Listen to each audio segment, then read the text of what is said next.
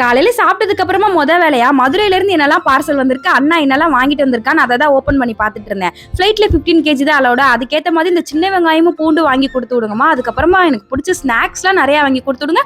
ஒரு சில காய் மட்டும் வாங்கி கொடுத்து விடுங்கன்னு சொல்லியிருந்தேன். அதுக்கேற்ற மாதிரி எல்லாம் வாங்கி கொடுத்து விட்டுருந்தாங்க. அதுல பேக்ல பாதி இந்த சின்ன வெங்காயமும் பூண்டு தான் ஆக்குபைட் பண்ணிருந்தது. கிட்டத்தட்ட அதுவே 7 கேஜி கிட்ட இருந்திருக்கும். அதெல்லாம் தூக்கி ஓரமா வச்சுட்டு ஃபர்ஸ்ட் ஸ்நாக்ஸ் தான்டா முக்கியம், என்னெல்லாம் வந்திருக்குன்னு ஓபன் பண்ணி பார்த்துட்டு இருந்தேன். மதுரையில இருக்க பிரேம விலாஸ் யாருக்குமே தெரியாம இருக்காது. அதுல கிடைக்கிற பால்கோவா அல்வாக்கு எங்க குடும்பமே ஃபேவரட். அதுவும் சூடா ஒரு இலையில வச்சு கொடுப்பாங்க பாருங்க, அப்பவே சாப்பிடுறதுக்கு அவ்வளோ டேஸ்டா இருக்கும். அப்புறம் 3 மாவடியில ஒரு கடையில முறுக்கு அதிரசம் கிடைக்கும்ல, அதுவும் வாங்கி கொடுத்துட்டு இருந்தாங்க. வாங்கிட்டு அந்த பால்கோவா அல்வா முறுக்கு அதிரசம் பக்கோடான்னு ஒரு பிளேட்ல லைனா எல்லாத்தையும் அடுக்கி வச்சுட்டு எங்க ஊர் ஸ்நாக்ஸ் தான் சொல்லி உட்காந்து சாப்பிட்டுட்டு இருந்தேன். அதுக்கப்புறமா தான் வாங்கிட்டு அந்த காய்கறிகளை தனித்தனியா எடுத்து வச்சுட்டு இருந்தேன். அப்புறம் இந்த நெஸ்ட்ல எங்க அண்ணன் வச்சிருந்தேன், அவன்கிட்ட இருந்து ஆட்டையை போட்டு சாப்பிட்டுட்டு இருந்தேன். சின்ன வயசு ஞாபகம் வந்துட்டு போச்சு அப்பப்போ. இந்த கேப்லயே சிக்கன் பிரியாணியோட ஹஸ்பண்ட் சூப்பரா ரெடி பண்ணிருந்தாங்க. எல்லாம் லைனா வச்சு சாப்பிட்டு அன்னைக்கு டேவே ஒரு மாதிரி நல்லா இருந்தது. பை.